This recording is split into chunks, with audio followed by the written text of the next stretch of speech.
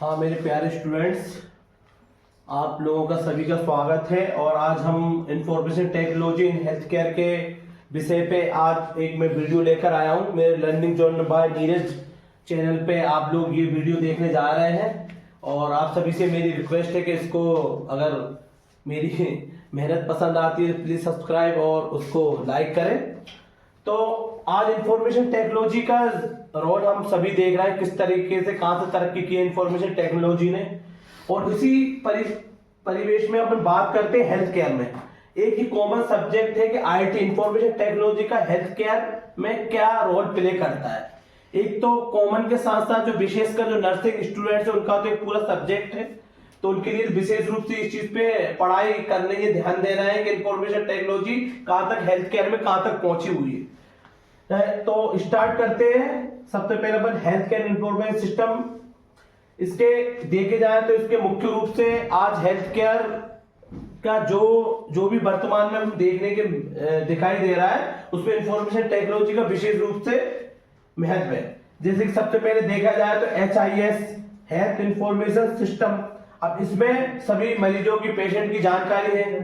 दूसरा electronic health medical report, इसमें जो भी पेशेंट का मेडिकल रिपोर्ट है ये है रिपोर्ट है वो सभी मतलब कि ऑनलाइन जनरेट होती है। दूसरा क्लिनिकल इंफॉर्मेशन सिस्टम, इसमें इंफॉर्मेशन सिस्टम में आपकी जांच रिपोर्ट हो गई, ठीक है, आभा आईडी हो गई, जैसे कि आभा आईडी और वो डिजिटल उससे बनती है, आधार से लिंक होती है, उससे आभा आईडी बन जाती है, ठीक है। दूसरा लेबोरेटरी इंफॉर्मेशन सिस्टम, इस लेबोरेटरी इंफॉर्मेशन सिस्टम में जो भी जांच रिपोर्ट है ऑनलाइन उसकी एंट्री होती है, ऑनलाइन ही मतलब कि पेशेंट को दिख जाती है उसके मोबाइल के थ्रू। अगर वो अपना OTP डालेगा तो उस पर उसकी पूरी रिपोर्ट आ जाएगी, ये भी उसका पार्ट है। दूसरा है RIS मतलब रेडियोलॉजी इंफॉर्मेशन सिस्टम।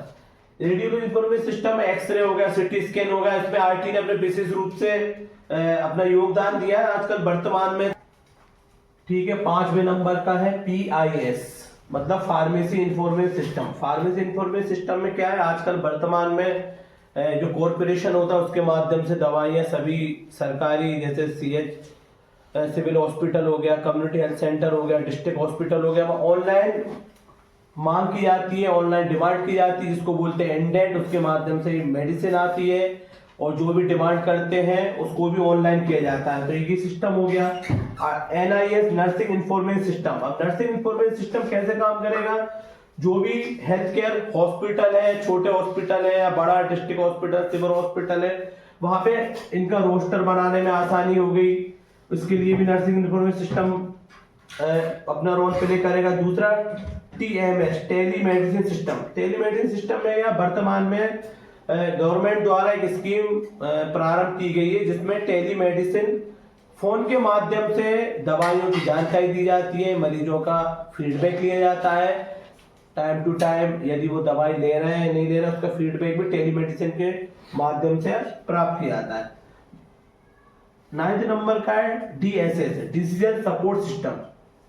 अब डिसीजन सपोर्ट सिस्टम कैसे IT अपना इसमें रोल प्ले करेगा, देखो। दूसरा ये अगर सभी पेशेंट का उनकी क्लिनिकल हिस्ट्री अगर पता होती है और उनकी क्लिनिकल हिस्ट्री के जानकारी के माध्यम से डॉक्टर बेहतर से बेहतर इलाज उनको प्रोवाइड कर सकते हैं, तो इससे उनको डिसीजन लेने में। दूसरा और हेल्थ केयर को और हेल्थ सेवाओं को कैसे ठीक कर सकते हैं और कैसे बेटर कर सकते हैं, इसमें डिसीजन सपोर्ट में भी IT अपना रोल प्ले करता है। दूसरा है PHIS public health information system. Public health information system में क्या है, आपका टीकाकरण कार्यक्रम हो गया, इंद्रधनुष प्रोग्राम हो गया, एक वर्तमान में यूविन ऐप चल रहा है। यूविन ऐप में जो बच्चों को टीके लगते हैं जीरो से जन्म के टाइम पे, दूसरा 5 इयर्स में और नेक्स्ट ईयर उसमें कब लगना है, इसकी पूरी डिटेल यदि फिल की जाती है यूविन में तो वो ऑटोमेटिकली मैसेज भी कन्वे करता है जिसको भी टीके लगना है, अगर उसका आधार या मोबाइल नंबर वहां पे यूविन में उसमें फीड है। तो एक ये एप्लीकेशन हो गई, इससे टीकाकरण से आसानी हुई। टीकाकरण में यूविन ऐप के माध्यम से डेटा रखना आसानी हुई, डेटा का ठीक तरीके से मैनेज करना ठीक हुआ, ठीक है। अब ये अपन लोगों ने ये इसके जो पार्ट देखे कि IT का रोल क्या, IT टेक्नोलॉजी ने कैसे अपना हेल्थ केयर में अपना विशेष योगदान दिया है। अब इन सभी को हम क्रम वाइज तरीके से डिटेल में पढ़ेंगे।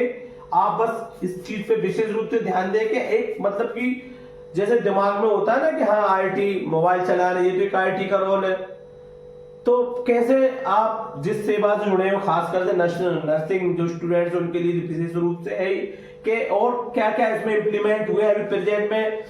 बहुत से सॉफ्टवेयर है, इस पे अपन बात करेंगे कि एआई ने जो वर्तमान में आर्टिफिशियल इंटेलिजेंस में हेल्थ केयर में और क्या इंप्रूवमेंट लाया है। सबसे पहले पार्ट में करते हैं HIS, health information system. Health information system को ये थोड़ा डिटेल में देखें तो इसको शॉर्ट में देखते हैं, डिटेल में तो आप खुद ही लिख लेंगे, समझ लेंगे, और बाकी अगर आप बोलोगे तो उस पर और ज्यादा डिटेल भी बात कर सकते हैं। सबसे पहले आता है हॉस्पिटल की समझ जानकारी। इसमें हॉस्पिटल संबंधित कितने मतलब कि कितने आपके कर्मचारी हैं, कितने लोग हैं, कहाँ पदस्थ है, सबकी रहती है। दूसरा पेशेंट का रजिस्ट्रेशन, पेशेंट जो लाइन में लग के रजिस्ट्रेशन कराते हैं ऑनलाइन, वो वाला आ गया। दूसरा उनको मेडिसिन किस तरीके से दी जाती है, इसके बारे में आ गया।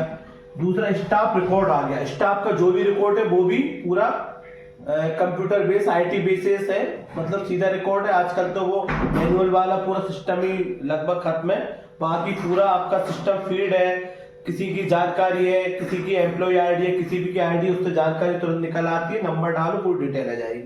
दूसरा हॉस्पिटल मैनेजमेंट है, हॉस्पिटल खुद का भी अपना मैनेजमेंट, जिसमें बिलिंग हो गया, रिपोर्ट हो गई, जो भी संबंधित रिपोर्ट अगर जैसे कि ज्यादातर हॉस्पिटल में क्वालिटी को लेके जो टीम्स वगैरह आती है, जिसमें कायाकल्प हो गया, एक नेशनल क्वालिटी एश्योरेंस स्टैंडर्डाइज वाला हो गया, उनसे संबंधित जो भी रिपोर्ट होती है वो रिपोर्ट भी इस IT मतलब कि सीधी बात है मैनेजमेंट के हॉस्पिटल मैनेजमेंट के माध्यम से उसको मैनेज किया जाता है।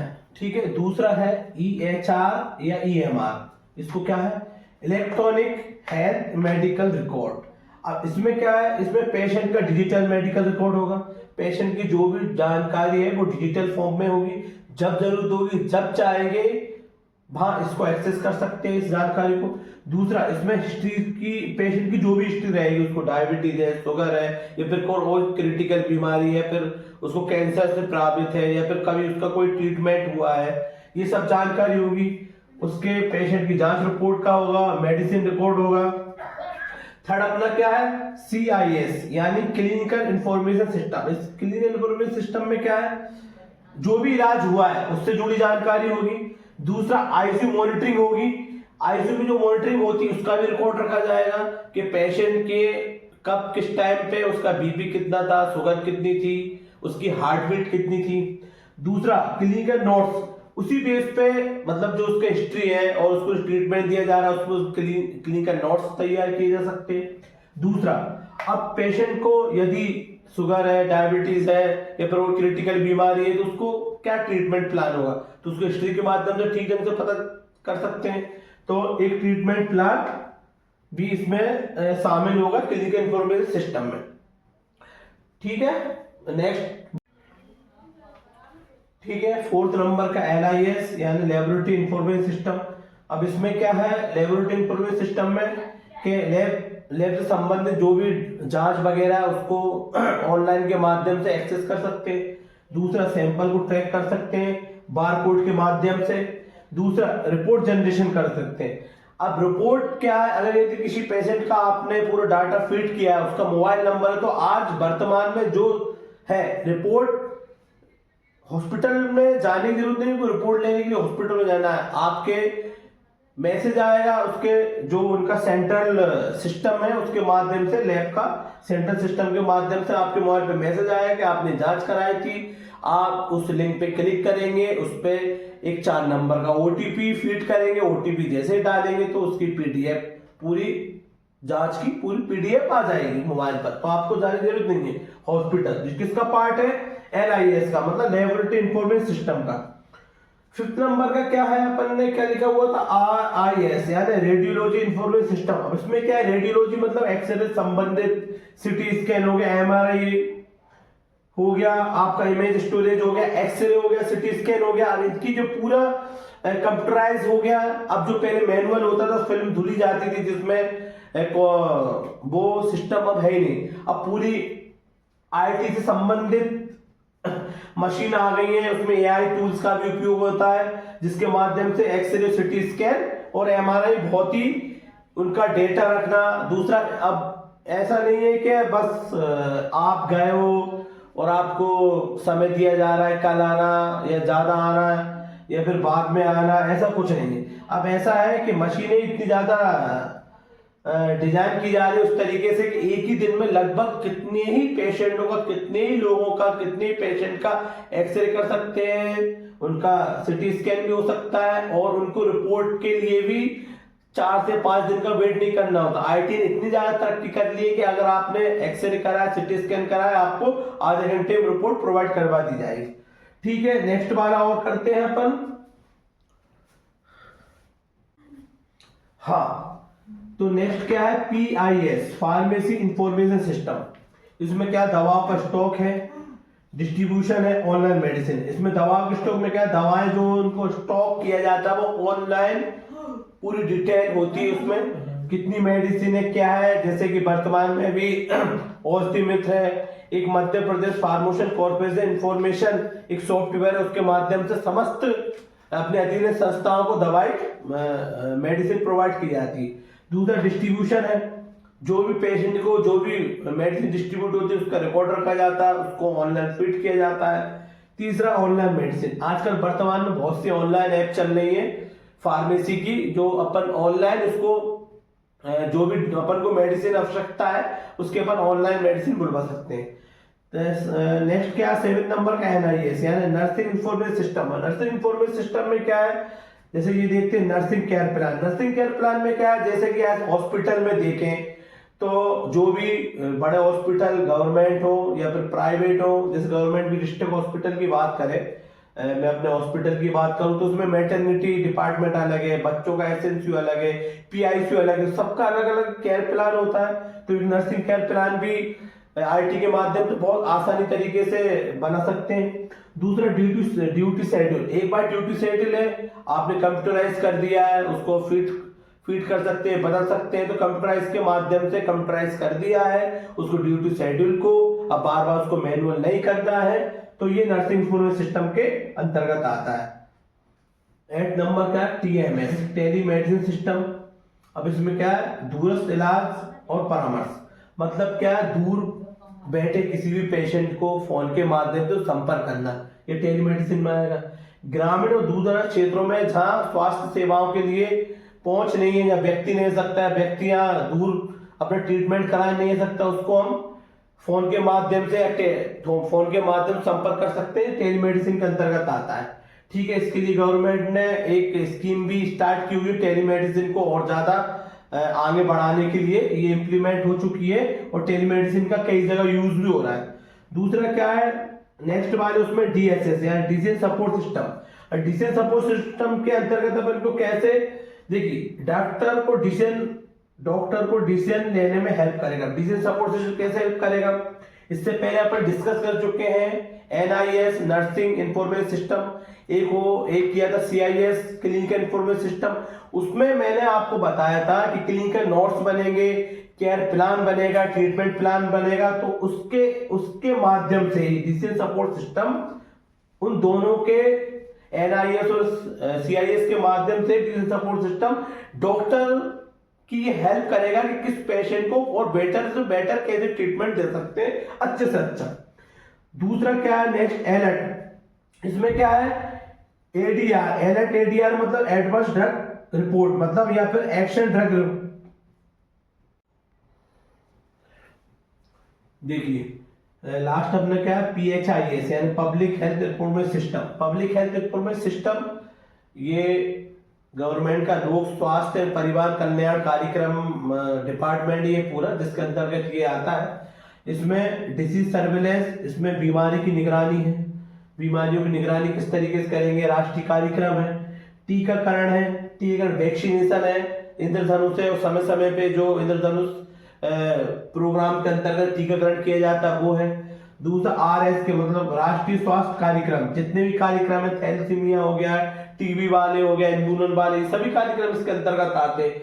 दूसरा आयुष्मान भारत है, जो मतलब कि बहुत महत्वाकांक्षी योजना है सरकार की, आयुष्मान भारत योजना ये भी चलाई जा रही है आपके PHIS के अंतर्गत। दूसरा आवा आईडी, अभी वर्तमान में क्या है, पेशेंट की डिजिटल आईडी बन रही है जिसमें उसका हिस्ट्री का रिकॉर्ड होता है और उसके माध्यम से उसको रिपोर्ट भी प्रोवाइड की जाती है। उसी के माध्यम से जब उसकी आईडी बन जाती है उसी से खून की जांच होती है, उसी उसके मेडिसिन भी प्रोवाइड की जाती है। ये आवा आईडी के अंतर्गत होता है, उसकी डिजिटल आईडी बन गई। अब उस आईडी का ऐसा है, एक बार वो आईडी बन चुकी है, वो आईडी जरूरत पड़ने पे यदि जहाँ डिस्ट्रिक्ट हॉस्पिटल या फिर CHC का, खासकर डिस्ट्रिक्ट हॉस्पिटल में ये चल रहा है, दूसरा अपने मेडिकल हॉस्पिटल में उसमें चल रहा है आवा आईडी वन प्रोग्राम। अगर आवा आईडी वन पेशेंट की बन जाती है उस आईडी के माध्यम से, वही आईडी वो चाहे तो अन्य गवर्नमेंट हॉस्पिटल, खासकर एम्स हो गया, अन्य हॉस्पिटल हो गया, वहां भी उस आवा आईडी के माध्यम से उसकी डिटेल खुल जाएगी कि इस पेशेंट की ये आवा आईडी है, इसने यहाँ दिखाया था, ये रिपोर्ट कराई थी।